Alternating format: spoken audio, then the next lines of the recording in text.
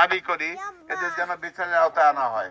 এমনকি দেখছেন নাকি যে ওই কি বলে অন্তর্বর্তীকালীন সরকারেরও উপদেষ্টা আবার পরবর্তীতে রাজনৈতিক দলের মন্ত্রী, এরকম দেখছেন কোনদিন?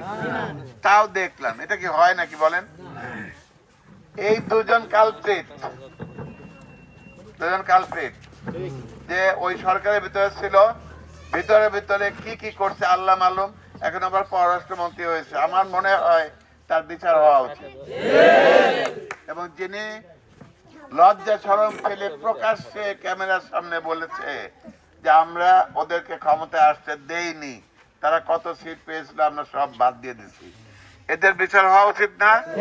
আমরা সরকারের কাছে দাস করে থাকেন তাহলে জনগণের ম্যান্ডেটকে অস্বীকার করেছেন, তার বিচার হওয়া দরকার না?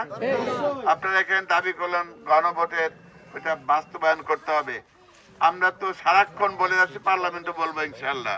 হাদির বিচারের কথা তো বলেন নাই। হাদির বিচার হওয়া লাগবে না? ওইটা মনে হয় লিখতে ভুলে গেছেন।